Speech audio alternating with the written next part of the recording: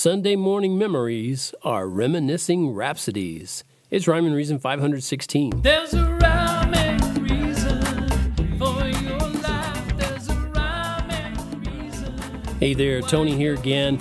And I know that the timing isn't always the way it's designed to be, so sometimes I share things on here that are for a particular day of the week, and you might not be listening to it on that particular day of the week because there are some people on the other side of the world tuning into the Rhyme and Reason podcast who it could be tomorrow already for them.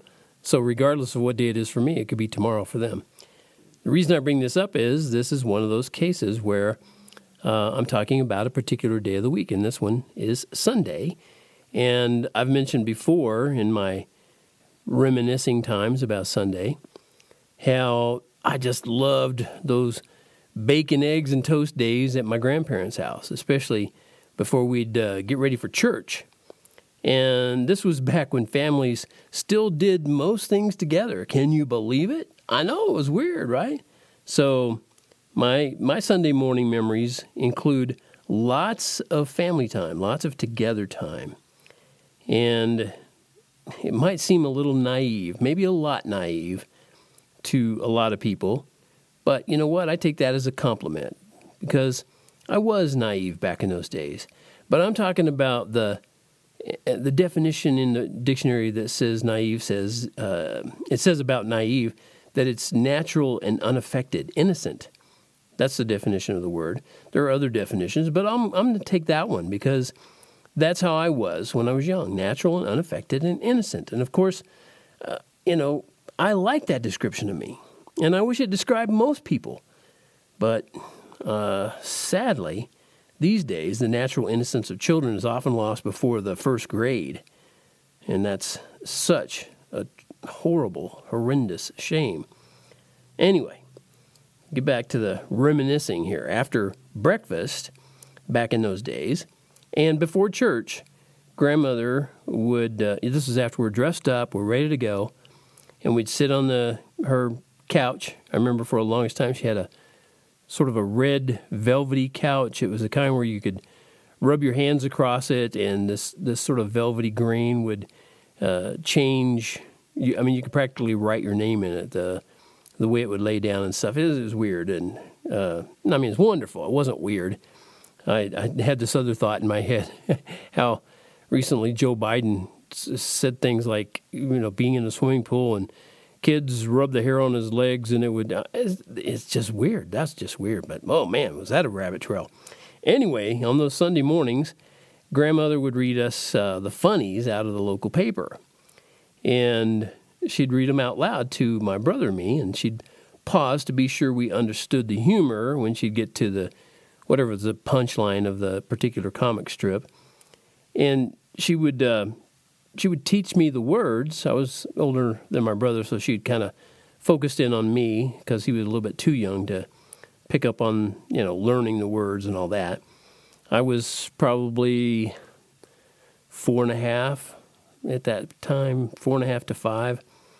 And her doing that for me helped me to be able to read long before I ever went to school. And anyway, so once it was time to go, after she's reading the funnies to us and we went through all that, then Granddaddy would go out and warm up the car, and then we'd all pile in and make that short drive to church. And I remember how most of the people in the church, it seemed like they knew my grandmother. Most of them knew my grandmother, especially. My granddaddy was more quiet. And she was more, she was a church lady, we'll put it that way. It was a Baptist church. So there'd be all those greetings and comments about the weather and, how's your family, all that stuff. And then we go take our place in the pew. And the preacher would usually talk about the merits of heaven and the horrors of hell. And I'd sit there and wide-eyed wonder, oh my goodness, he really seems like he's serious about this. And I would basically sit there looking forward to that stick of juicy fruit gum my grandmother would eventually fish out of her purse because, little kids can get a little fidgety. And I think if it hadn't been for the gum, I don't think my my brother would have even survived. He would really get fidgety. I was more patient than he was. But it helped me a lot of times too. And at the end of the sermon, the preacher, I don't know if you've ever been to a Baptist church, especially one from back then. This is way back when. But they would do what they call the call. And he'd say something like, with all heads bowed and all eyes closed, if you want to come to know Jesus as your personal Savior, come up here and pray with me. And sure enough, pretty much every time I'd feel a little nudge in my ribs from my grandmother.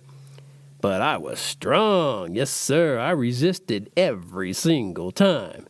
She never got me to go up there. Never did it.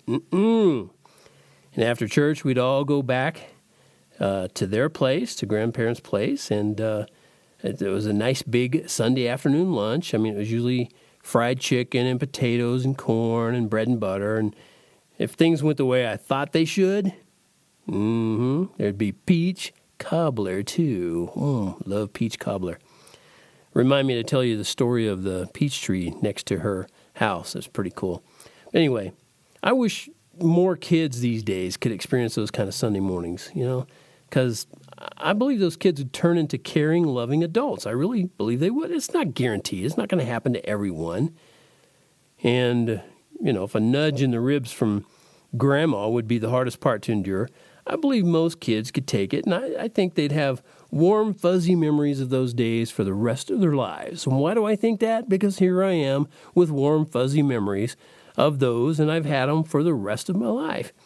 And by the way, even though she never got me to go up in front of the church and talk to the pastor and, do that whole answer the call, that never did happen. That's true. That never did happen. But when I was 13, my grandmother visited my dad down in Texas. My grandparents lived in Oklahoma, and they came down and visited my dad's house and the rest of us. And she took me into a separate room. I think it was in my parents' bedroom, and we talked for a while. And she asked me if I would like to give the salvation of my soul, put it in the hands of my Savior. And that's when I did. So I didn't have to go up in front of church, but, still got the job done. And it's been a long time. And remind me to tell you the story of how my life went perfectly after that, okay? Not true. Well, yeah, it was perfect. Who am I kidding? Of course it was perfect. Anyway, Sunday morning is not like the other mornings. Maybe most will never know the reason why. But I hope you find the fondest kind of memories when another Sunday morning has gone by. I hope you do. I hope you make some if you don't already have some. Till next time, this is Tony from TonyFunderburk.com, where you can go over there and find that cool t-shirt that says, life has rhyme and reason because God made you. There's a